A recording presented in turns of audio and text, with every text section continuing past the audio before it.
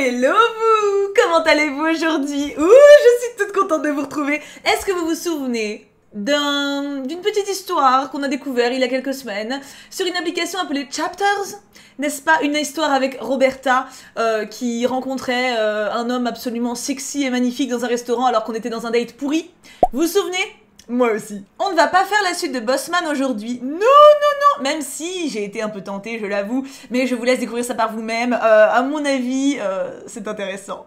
Du coup, cette vidéo est également sponsorisée puisque, en fait, la première vidéo a beaucoup plu aux développeurs de Chapters. Vos réactions aussi, puisque vous êtes absolument soyeux. Donc, merci beaucoup pour votre enthousiasme, vos commentaires, vos likeounets, vos vues, vos téléchargements du jeu et tout ça. Puisque, du coup, grâce à vous, on a le droit de faire une seconde vidéo, dis donc. Est-ce que c'est pas beau? D'ailleurs, oh, je digresse, pardon, mais je me suis rendu compte la dernière fois, je vous l'avais mis avec une flèche, je vous avais pas montré, mais il y a un onglet communauté. C'est-à-dire que vous pouvez écrire des histoires de cucu, voilà, et les proposer. Et voilà, donc ça fait beaucoup de potentiel. Donc voilà, il y a les histoires entre guillemets officielles, hein, voilà, proposées par l'appli avec des titres croustifondants, et il y a les histoires de la commu, donc c'est un peu sans fin. Non mais voilà, on va dire ça, c'est sans fin. Alors les développeurs m'ont parlé du Prince de la Mafia, qui est sorti, j'adore la couverture, qui est sorti il y a vraiment peu de temps, où on devine du coup un homme sexy et du pognon, hein, apparemment voilà, donc ils me l'ont mentionné, mais ils m'en ont recommandé une autre. Ils m'ont recommandé une autre histoire, aussi avec du pognon, et qui apparemment devrait vous plaire, devrait me plaire, donc je vais suivre leur avis. Bah bien sûr, je suis une femme de confiance, dans le sens où je fais confiance, remarque qu'on peut me faire confiance aussi. On va donc rester dans le pognon. Oui, bon, écoute, hein, alors, reste là, il y a beaucoup de pognon, hein. Voilà, liaison avec un milliardaire. C'est ça qu'on va découvrir aujourd'hui. Quel est l'avertissement? L'histoire que vous êtes sur le point de lire contient des thèmes ou situations pouvant affecter certains lecteurs, incluant grossesse et accouchement. Oula! Voyons voir. De fil en aiguille. Quand tu te sens piégé par ton ex et tes problèmes financiers, le milliardaire Landon Downey, ton ancien béguin de jeunesse, vient à la rescousse. Mais lorsque votre indéniable attirance l'un pour l'autre conduit à je suis perdu, une grossesse accidentelle, tu réalises qu'il y a peut-être plus que ton cœur en jeu dans cet accord sans condition. Je kiffe. Je kiffe. Alors, en plus, honnêtement, j'avais été très impressionnée par, du coup, l'histoire qu'on avait découvert ensemble, Bossman, pour le côté assez mature et assez réaliste des dialogues, qui n'étaient pas dans le cliché. Le scénario pouvait sembler cliché par certains stéréotypes, genre un mec sexy beau gosse qui tombe du ciel. En même temps, Spécho Quasimodo, c'est pas forcément la came de tout le monde, et même si Quasimodo... big up. Hein. Mais du coup, là, voilà, je suis très intéressée de voir comment ils ont pu creuser ça. Alors, évidemment, on va faire que le premier chapitre. Je sais, ça vous désespère. Mais je suis curieuse. Je me demande déjà comment les choses vont être posées. Allons-y, let's go. Jessica Lehman vit dans l'Ohio avec son mari et son chien adopté. J'adore. Déjà, elle a un chien. Elle possède un diplôme en création graphique qui prend la poussière dans un joli cadre. Et elle n'est jamais parvenue à garder le même emploi pendant très longtemps. Lorsqu'elle n'écrit pas des histoires de héros super sexy, elle aime cuisiner, dessiner, boire du café, d'accord, plutôt du vin, et manger des chips. Elle croit fermement que Dieu nous donne des talents dans un but précis, et qu'avec son aide, on peut avoir la vie qu'on veut. Donc ça, c'est sur l'autrice de l'histoire, en fait. J'aime beaucoup l'idée, ok, d'accord. Je trouve ça super sympa qu'au début de l'histoire, il y a toujours une petite page pour parler de l'autrice, je trouve ça, ou de l'auteur. Je trouve ça super cool. Alors, on choisit notre look. J'adore ce moment-là, j'adore. Alors... ok, en vrai, elles sont toutes magnifiques. Oh, elle est belle, elle. C'est pas exactement le même physique que dans l'autre, non? Ou je me gourre? J'ai l'impression que c'est pas les mêmes traits que Roberta. Je pense qu'on va partir sur elle. J'aime bien. Ok, 3 sur 4, confirmé.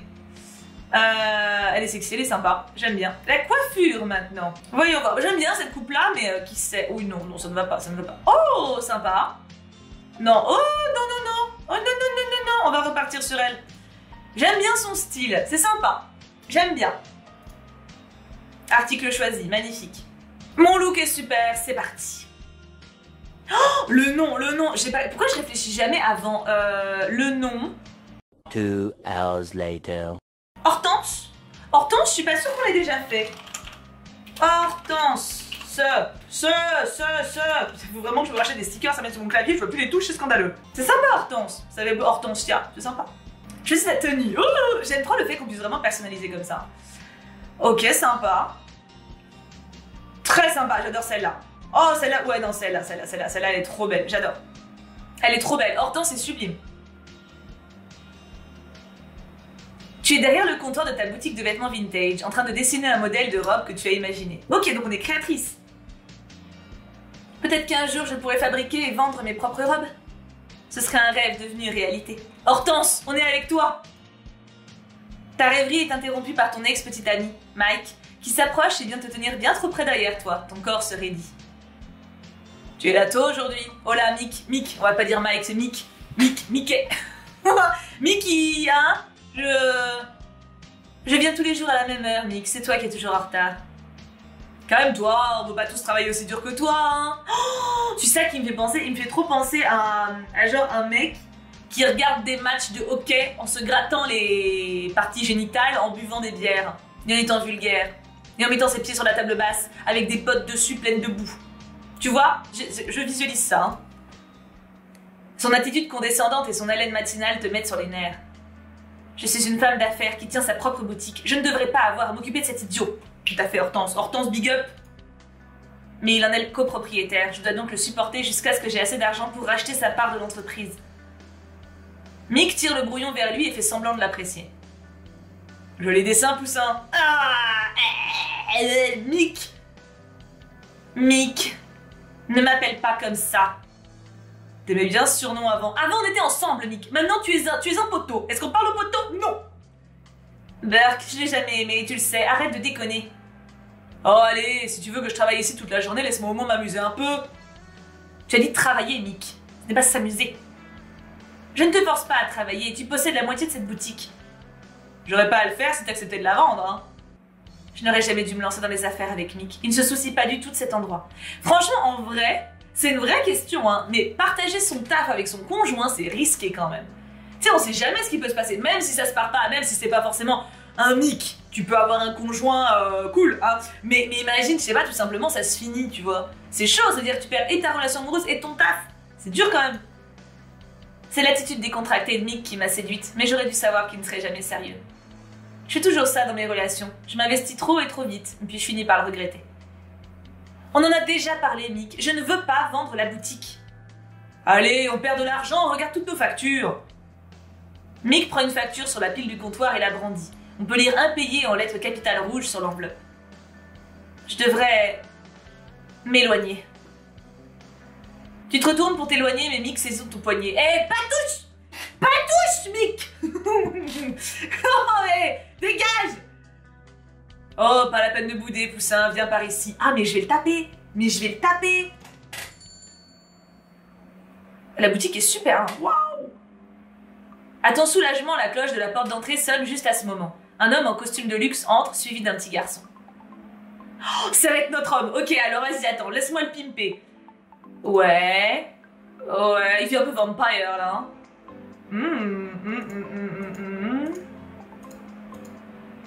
La coupe de cheveux ne va pas, mais la coupe de cheveux peut changer. Je l'aime bien comme ça.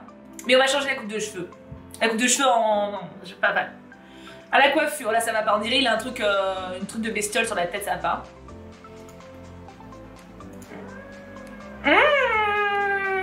J'aime bien. Là j'aime bien chauve. Non mais j'aime bien chauve. Enfin chauve, c'est pas chauve, c'est court. C'est pas mal. C'est pas mal. C'est un petit côté rebelle et homme d'affaires en même temps. Allez. L'homme est au téléphone, essayant en même temps de garder le petit garçon excité sous son contrôle. Tu rencontres le regard d'acier de l'homme, il te dévisage comme s'il te connaissait. Pourquoi est-ce qu'il me semble si familier? Bienvenue à Belvitage. Merci. Bonjour. Oh, il est trop bibounou. Le petit garçon tire sur le pantalon de l'homme. L'homme raccroche, se baisse à la hauteur du garçon et lui ébouriffe les cheveux. Mick essaie de prendre ta main dans la sienne, mais tu le repousses. On ne serait pas dans une situation aussi difficile si tu avais fait ton travail dans la boutique. Va voir si ce client a besoin d'aide. Oh, quelle patronne effrayante! J'ai la chair de poule. Tu veux le sentir? Ah! L'homme se redresse et se rapproche, vous dominant, Mick et toi. Excusez-moi, est-ce que ce type vous dérange? Ah! Maintenant ou en général? Très drôle. Je pense que vous devriez laisser un peu d'espace à la jeune femme. Mick lance un regard noir à l'inconnu. Tu t'interposes rapidement entre les deux hommes. J'aime bien. Alors tu vois, ça ne m'empêche pas... justement, il y a une grosse différence, je trouve, entre aimer les scénarios comme ça, où t'as des hommes protecteurs, tu vois, ou machin, qui interviennent, et ça n'empêche pas à côté d'être une femme forte, indépendante, etc. Mais je pense que même pour les héroïnes de ce genre d'histoire, c'est pas incompatible. Tu peux tout à fait être une femme forte, indépendante, et en même temps vouloir être soutenue et supportée par quelqu'un. et vouloir de l'aide tout simplement. Je trouve que c'est pas du tout antinomique, je suis pas sûre de mon mot là, mais tu vois ce que je veux dire? Et je trouve que souvent ce genre de problématique est mis en avant dans les histoires, genre ouais, c'est trop cliché, c'est pas féministe, la fille elle peut se débrouiller toute seule. Mais à aucun moment c'est exigé en fait. Tu peux être une femme indépendante et juste avoir besoin d'aide, c'est juste, ça s'appelle être humain, tu vois. Donc moi, enfin, pour le coup, ce genre de contenu ne me choque absolument pas. C'est pas comme si on a une fille neuneu. Là, on a clairement une meuf où on voit qu'elle est dans la galère au niveau de son gars, elle est dans une situation compliquée. Tu sens qu'elle a du, tu sais, qu'elle a du vécu, qu'elle a du caractère. Enfin, j'aime déjà vachement la meuf, quoi, pour le peu qu'on a vu. Tout va bien, je plaisantais, c'est tout. Est-ce qu'on peut vous aider à trouver quelque chose? Hi-ha! Le petit garçon surgit comme un ninja dans l'allée, puis s'écrase sur un présentoir de robe. Une masse de tissu tombe au sol. Oh non, je suis désolée. L'homme se précipite aux côtés de l'enfant, horrifié par le désordre. Le petit garçon te regarde avec de gros yeux larmoyants. Lion, excuse-toi auprès de la dame, s'il te plaît. Pardon. Je devrais dire que ce n'est rien. Sans répondre au garçon, tu t'agenouilles pour ramasser les robes. Mais Mick ne semble pas prêt à laisser passer ça. Contrôle un peu ton gamin, mec. Pardon? Pire vendeur ever! Mick, ce n'est pas une façon de parler à un client. Tu déposes les robes dans les mains de Mick et tu le pousses vers l'arrière-boutique pour qu'il aille les plier. Tu te tournes vers l'homme. Je suis désolée pour mon collègue, il n'aurait pas dû vous parler comme ça. Je m'excuse pour le désordre. Lion peut parfois faire des dégâts. Je dis Lion parce que Lyon, je trouve que ça fait penser à la ville. Je le vois bien. Le visage détendu et le sourire gêné de l'homme le font paraître plus jeune. Quelque chose te revient en mémoire. Qui est ce type? Pourquoi a-t-il l'air si familier? Est-ce que par hasard vous ne seriez pas... Avant que l'homme ne puisse finir sa question, le téléphone de la boutique sonne. Je devrais... Est-ce qu'on s'en fout pas? Ouais, si, dans la vraie vie, me retirer pour répondre. Désolée, excusez-moi une minute. Quand même, ça se fait. Tu te diriges vers le comptoir et tu prends le téléphone sans fil. Bonjour, vous êtes bien chez Belle Vintage, comment puis-je vous aider? Puis-je, pardon? Je sais comment accomplir notre mission. Angel? What? C'est notre meilleur pote, c'est ça? Tu lèves un doigt vers le bel inconnu pour t'excuser et tu te glisses dans une cabine d'essayage vide avant de reprendre ta conversation. Pourquoi est-ce que tu m'appelles sur la ligne de la boutique et de quelle mission tu parles? Je parle de l'opération faire sortir de ta vie ton ex-copain et copropriétaire de ta boutique. Comment est-ce que je suis censée faire ça exactement? En agitant une baguette magique? Non, bien que je pense que tu serais super mignonne dans une robe de poudlard. Écoute, si tu as trouvé un acheteur, je ne suis pas intéressée par la vente. Je sais, il faut faire en sorte que Mick abandonne sa part pour que tu puisses le mettre dehors et posséder tout l'endroit. J'adorerais faire ça, mais au cas où tu ne le saurais pas, je n'ai pas la somme nécessaire pour acheter sa part. Je sais, et j'ai une solution pour ça aussi. Angel, j'ai pas le temps pour ça, il y a un client à la réception en ce moment même. Serait-ce un grand et fringant milliardaire? Quelqu'un qui a l'air d'avoir des gènes exceptionnels? Tu es figé sur place. Tu commences à te rappeler où tu as déjà vu ses yeux profonds, la courbe de cette mâchoire. Angel, ça ne peut pas... Ce n'est pas London, si? Surprise! Ton cœur bat la chamade. Tu es soudain inondé d'un flot de souvenirs d'enfance. London Downey, le frère aîné d'Angel, l'homme dont j'étais secrètement amoureuse quand j'avais 16 ans.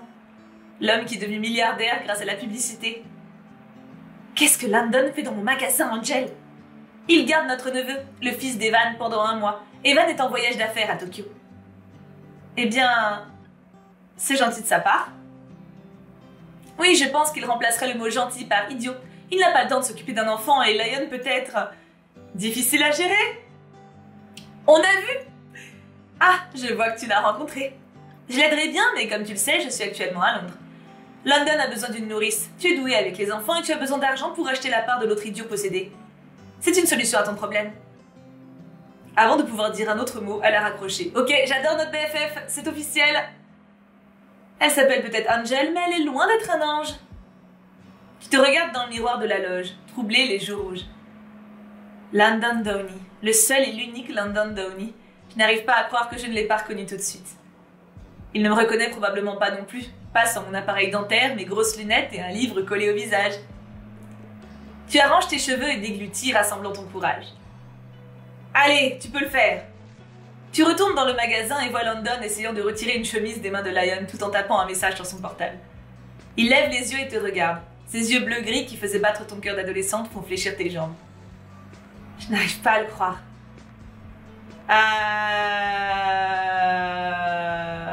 Être confiante et me présenter à nouveau. Allez. Tu traverses la pièce et tu t'appuies contre le comptoir, le regardant de haut en bas.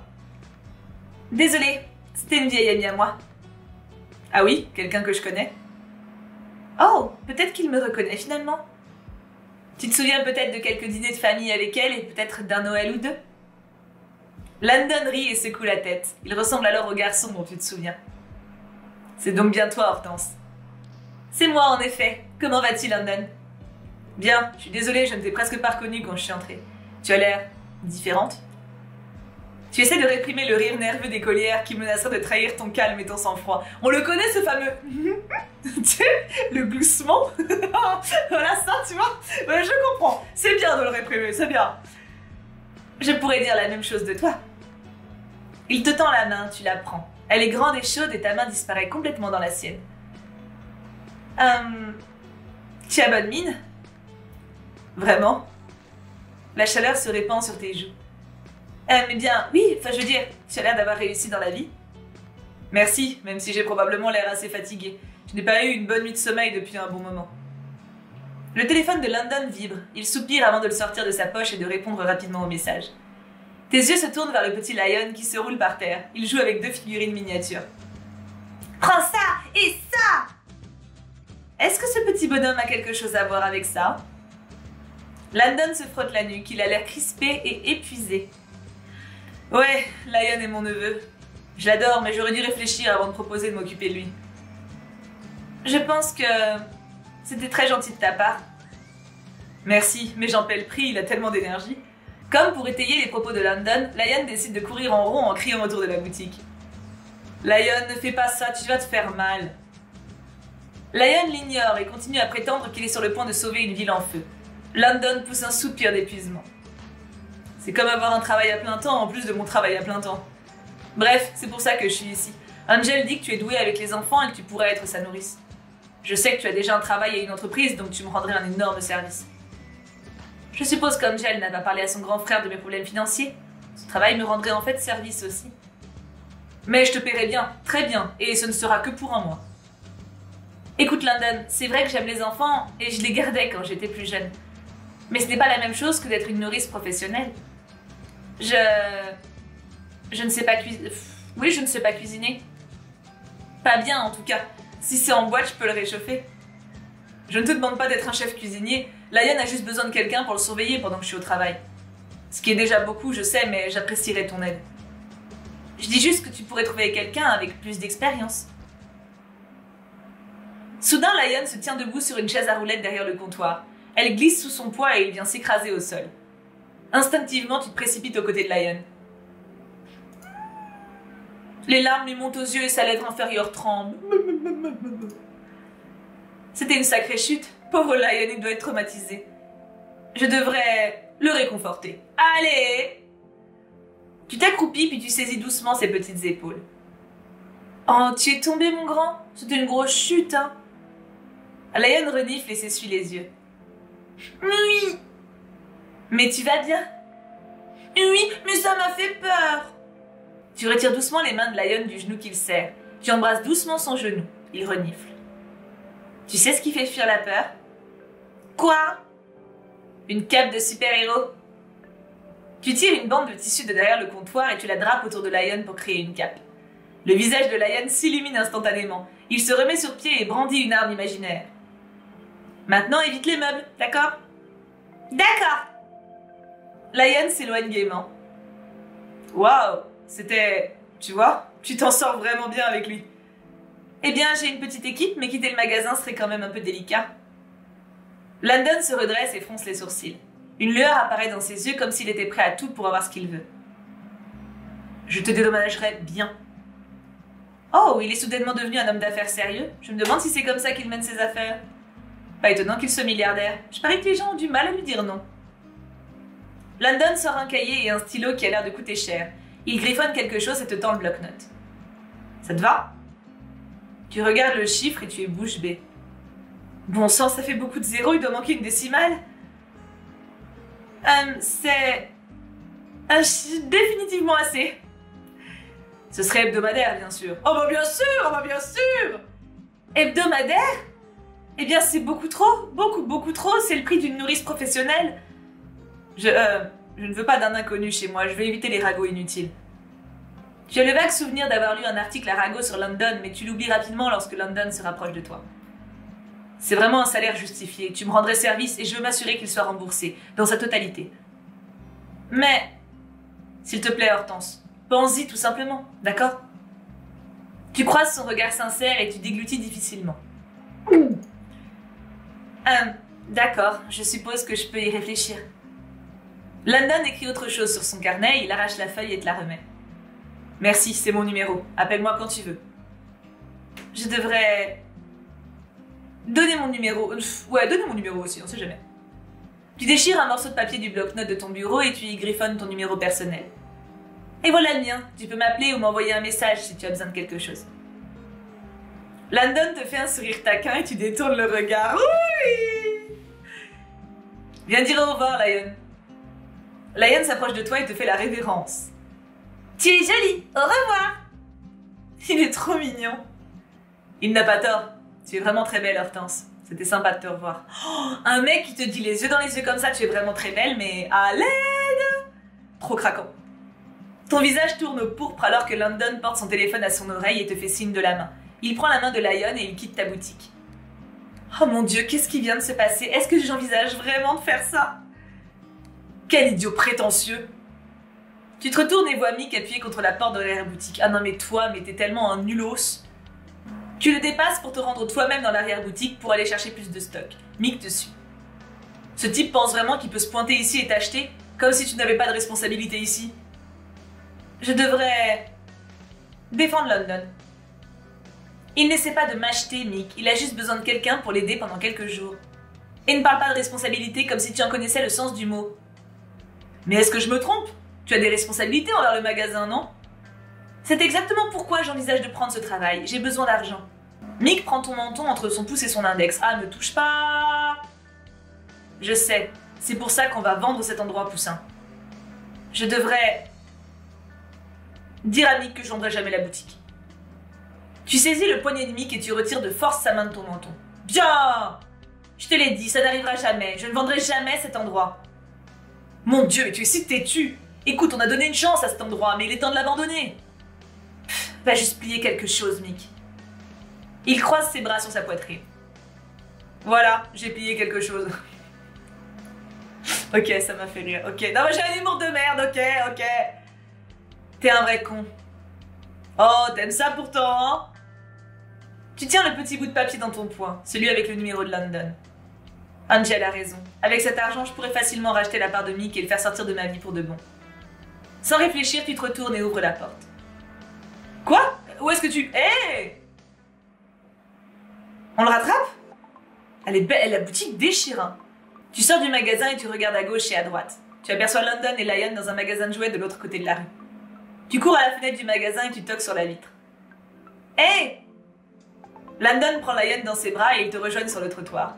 Tu parviens à sourire alors que London te regarde surpris. C'est vrai que t'aurais pu l'appeler du coup, mais bon, je suis partante. Vraiment? Ouah, merci beaucoup Hortense. Je t'appellerai pour que tout soit prêt avant que tu n'emménages. Attends, il veut que je fasse quoi? Désolé, tu veux que j'emménage chez toi? Oh, on a fini le chapitre! Oh là là là là là là! Oh là là là là là là, j'adore! On a fini le chapitre 1. C'est un truc de ouf comment c'est bien foutu. En toute honnêteté, hein, la morse elle est géniale, t'es tout de suite dans l'histoire, les persos sont construits, t'as des vrais caractères. Bon, Mick t'as tout de suite envie de le frapper, tu vois, mais c'est super bien foutu, j'adore! Comme la dernière fois, vous avez un petit code promo dans la description qui vous fait gagner des diamants supplémentaires, donc n'hésitez pas à l'activer, ça prend 2 secondes et des diamants quoi. Et à propos de diamants, il y a un code promo qui est proposé également toutes les semaines à gagner sur la page Instagram de Chapters, Chapters Game FR. Waouh! Donc n'hésitez pas à aller suivre là-bas également si jamais vous voulez gagner toujours plus de diams, parce que les diams, c'est bien. Apparemment, il y aura aussi une petite promo le 30 mai pour la fête des mères, mais j'en sais pas plus pour le moment, faudra rester connecté. Je vous laisse là, alors sachez que je veux absolument savoir en commentaire votre avis sur ce nouveau jeu, enfin sur cette nouvelle histoire, parce que le jeu c'est toujours Chapters, mais sur cette nouvelle histoire, c'est super intéressant. J'aime bien le côté où pour le coup le scénario de départ n'a rien à voir avec celui de la dernière fois. Bon, il y a quand même un mec relou dans les pattes, tu vois, mais là elle est déjà, on va dire qu'elle a déjà une vie bien avancée, tu vois. Elle a une boutique, elle a déjà eu un gars avec qui elle a eu une histoire sérieuse puisqu'elle a quand même acheté avec ce mec. Alors ok, c'est fini, mais tu vois, ça lui fait quand même déjà un gros background. Le mec, elle le connaissait d'avant, donc c'est pas un inconnu total. La meilleure pote a l'air grave cool. J'ai juste envie d'en savoir plus. Et le gamin est trop pipou. Bon voilà. Du coup voilà, je veux trop vos avis. Laquelle vous avez préférée aussi entre l'histoire qu'on a fait la dernière fois, donc Bossman et celle-ci? Est-ce que vous avez une affinité particulière pour une des deux? Et est-ce que vous voudriez qu'on en teste une nouvelle? Pourquoi pas plus tard? Qui sait? Who knows? Je vous fais plein de bisous en tout cas. Prenez bien soin de vous et on se retrouve très vite. Mouah.